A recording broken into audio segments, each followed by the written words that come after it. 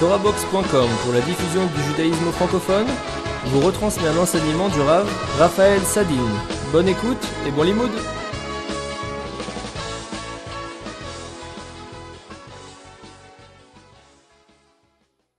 Bon pour moi. C'est bon?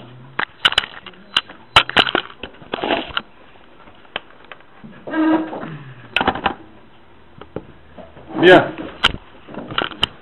Donc ce soir, on va essayer de comprendre quel est le rapport exact ou inexact entre la notion du désir, la notion du plaisir et la notion de la Torah. Alors, avant tout,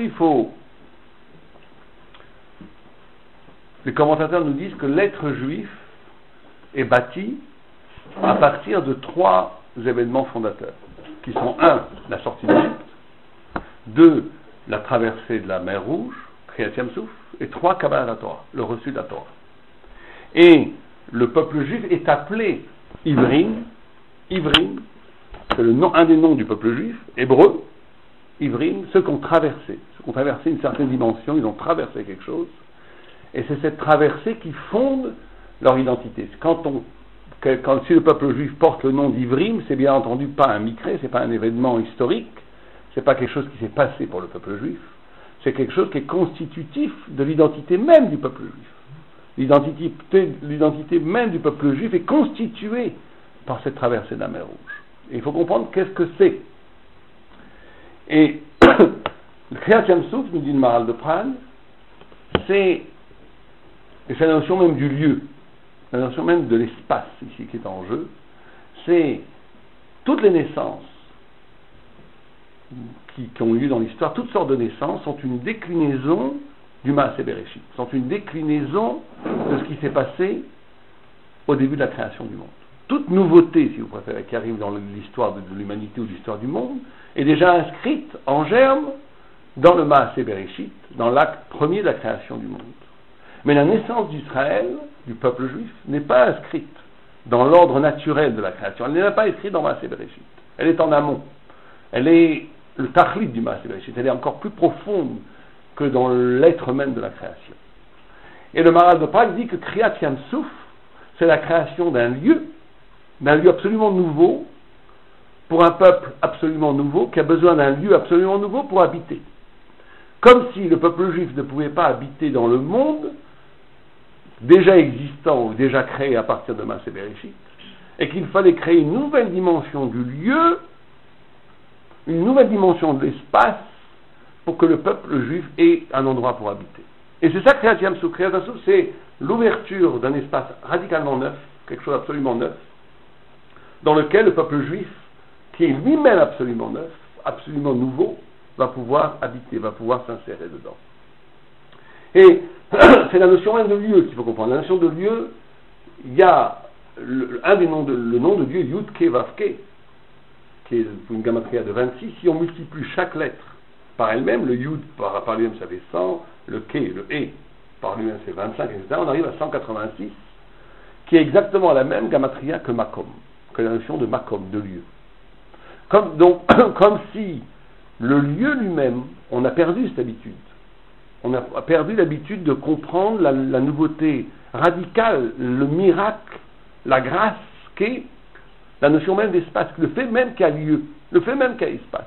Le fait même qu'il y a espace est une éruption miraculeuse. On a l'habitude, nous, de considérer l'espace comme un vacuum, comme quelque chose dans lequel on rentre les choses. Et on ne conçoit l'espace que par rapport aux objets qui sont dans l'espace. Or, il y a une dimension, une relation à l'espace qui est plus fondamentale que celle-ci, qui est la capacité de voir dans chaque lieu quelque chose d'absolument nouveau. Chaque lieu, la grâce même de la création. Le tzaddik est capable de voir, nous, de façon naturelle, l'homme amène la conscience de l'espace dans tous les endroits où il va. Et en réalité, il se retrouve toujours au même endroit où il va. Il n'est pas ouvert à la nouveauté radicale que chaque lieu. Il y a une poésie, une magie, quelque chose de proprement énigmatique, de proprement secret. Quelque chose qui se révèle, si vous préférez, qui apparaît dans chaque lieu différent. Et le tzaddik ici doit avoir un degré de ruchnius. Le juif doit avoir un degré de spiritualité où dans chaque lieu il voit apparaître le miracle de ce lieu. Parce que chaque lieu est un miracle. D'ailleurs, cette idée même que le lieu apparaît, que le lieu n'est pas donné comme ça.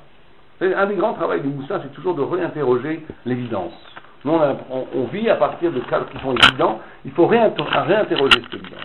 Le lieu est à réinterroger, le lieu est il faut revivre. Qu'est-ce que c'est un endroit? Qu'est-ce que c'est un espace? Qu'est-ce que cet espace me dit? Le tzaddik est capable de voir dans chaque lieu comme une lettre ou comme une missive que Dieu lui adresse. Le lieu dit quelque chose. Le lieu dit quelque chose à toi. Et donc il faut être capable de dépouiller le lieu de tout ce qu'on a l'habitude de voir partout, ce qu'on a l'habitude de reproduire les schémas de l'endroit où on est, partout où on est, de toujours être dans les arba à mode, dans les 4 arpents de ce qu'on a l'habitude de reproduire, et de laisser apparaître ce qui est d'absolument neuf, d'absolument miraculeux, d'absolument original dans chaque lieu où on va. Et ça va plus loin que ça. Le monde lui-même est construit comme ça.